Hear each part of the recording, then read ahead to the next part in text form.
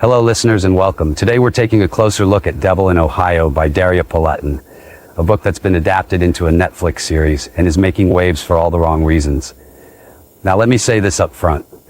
I went into this book hoping for a gripping tale of psychological horror, something unsettling and profound. Instead I got, well, I'll let you decide.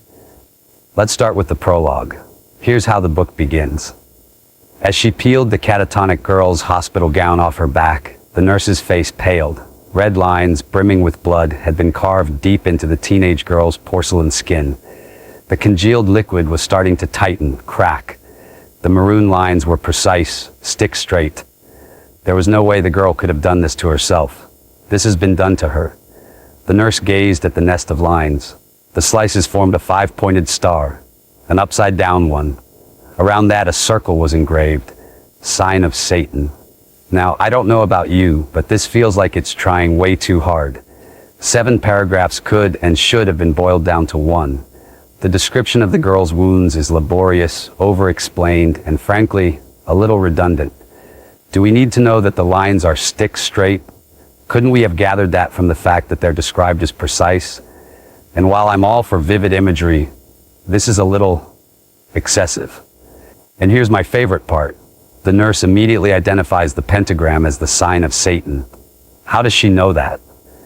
Is she a secret occult expert, moonlighting as a healthcare professional? Because I'd be willing to buy that, but the book doesn't give us that kind of context. Wouldn't it have made more sense for her to recognize it as just a pentagram, something we've all seen 100 times in movies and TV? Jumping straight to sign of Satan feels like the author's hand is pushing too hard, shouting, "Be scared, this is creepy," instead of letting the horror unfold naturally. But wait, it gets better. The nurse reacts to this horrifying discovery by calling someone and saying, "You better come quick." That's it. That's her big moment. The horror of this grotesque scene is reduced to a bland phone call.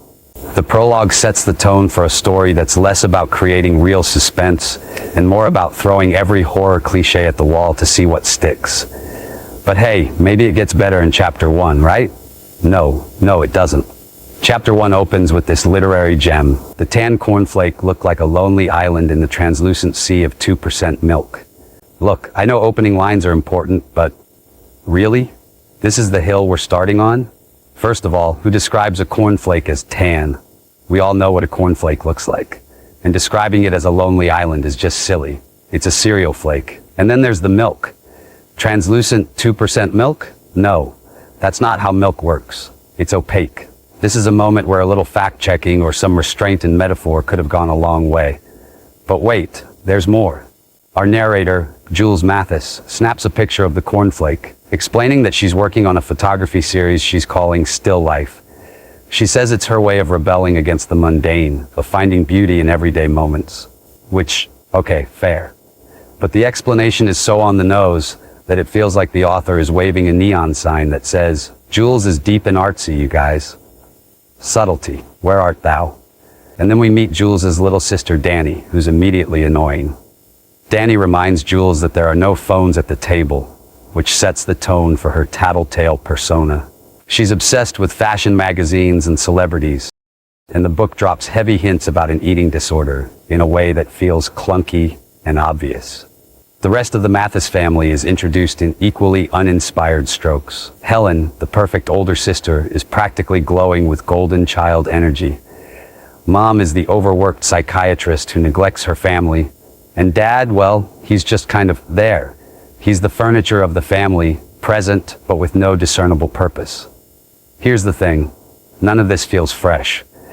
These are tropes we've seen 1,000 times before, and the writing does nothing to elevate them. Jules is the quiet, overlooked protagonist. Danny is the bratty little sister. The parents are distant and flawed in predictable ways. It's all so cookie-cutter that it's hard to care about these characters. So, what's the verdict on the first chapter? Honestly, it's a slog. The writing is overly descriptive where it doesn't need to be, and too shallow where depth is required. The characters feel flat, and the attempts at poetic introspection fall flat. If the prologue and first chapter are supposed to hook the reader, Devil in Ohio drops the ball, but we've only just begun. Who knows? Maybe things will pick up in later chapters. Thanks for joining me on this breakdown of Devil in Ohio. If you enjoyed this episode, or if you just enjoy roasting bad writing as much as I do, don't forget to subscribe, leave a review, and share the podcast with your fellow bookworms. I'll see you next time. Until then, happy reading.